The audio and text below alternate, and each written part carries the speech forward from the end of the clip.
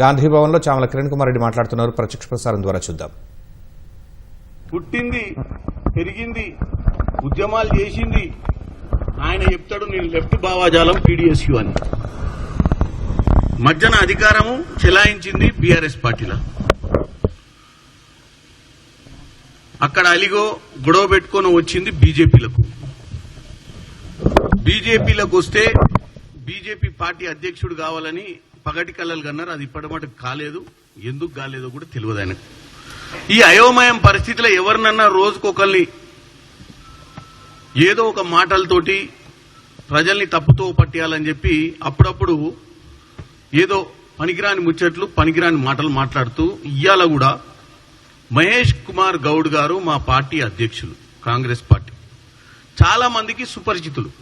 మహేష్ కుమార్ గౌడ్ గారు ఎన్ఎస్యుఐ అధ్యక్షుడిగా అంటే స్టూడెంట్ విభాగానికి కాంగ్రెస్ పార్టీలో అధ్యక్షునిగా ఉండి ఈరోజు ఆ పార్టీకి ప్రెసిడెంట్ అయిండు. ఈటల రాజేందర్ గారు పీడీఎస్యూ నుంచి మొదలు పెడితే బీఆర్ఎస్ పార్టీ నుంచి రైట్ వింగ్ అంటే లెఫ్ట్ వింగ్ లో పుట్టిన అని చెప్పుకునేటువంటి ఈటల రాజేందర్ రైట్ వింగ్ లోకి వెళ్లి ఇలా పార్టీ అధ్యక్షుడు కావాలనుకొని ఆయన భావాజాలాన్నే మార్చి పేదల తరపున పోరాటం చేయాల్సినోడు రైట్ వింగ్ లోకి వెళ్లి కార్పొరేట్ సంస్థలతో అంటగాగినటువంటి బీజేపీలో ఉన్నటువంటి ఈ వ్యక్తి ఈరోజు మహేష్ కుమార్ గౌడ్ గురించి మాట్లాడటాన్ని చూస్తే మరి నవ్వాలనో ఏడవాలనో అర్థం కావట్లేదు. ఆయన అన్ని విధాలు అట్లనే ఉంటుంది.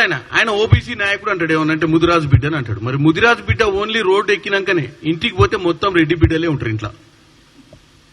ఆయన ఈటల రాజేందర్ రెడ్డి 7 దాకా ఇంటి గేటు బయటికి రాగానే ప్రజల్ని మోసం చేయడానికి ఓబీసీ లీడర్, ముదిరాజు లీడరు, ఇలా మేజర్ సామాజిక వర్గం ముదిరాజు సామాజిక వర్గం వాళ్ళని తప్పుతో పట్టించే ప్రయత్నం చేస్తున్నటువంటి నాయకుడు ఈటల రాజేందర్. ఇంటి గేటు లోపలికి పోగానే ఈటల రాజేందర్ రెడ్డి గారు అవుతాడు. ఎందుకంటే ఇంట్లో ఎవరు అంత రెడ్లే. మరి తెలంగాణ ప్రజలకు ఈయనను మరి ఏ సామాజిక వర్గానికి సంబంధించిన నాయకుడు అనుకోవాలనో కూడా ప్రజలకు కన్ఫ్యూజే.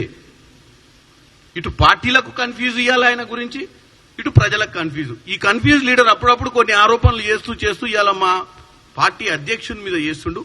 24 గంటలు బీఆర్ఎస్ పార్టీ వదిలిపెట్టినా అంటాడు కానీ వాళ్ళ పాటనే వాడతాడు ఏడవైనా. అదే కేసీఆర్, హరీష్ రావు, కేటీఆర్ బ్రహ్మాండమైన వాళ్ళ రాజ్యమే బాగుండే అని ఇండైరెక్ట్ గా చెప్పే ప్రయత్నం చేస్తున్నటువంటి ఈటల రాజేందర్ గారిని మరి బీజేపీ వాళ్ళు ఎన్ని రోజులు ఆయన దగ్గర పెట్టుకుంటారో చూడాలి.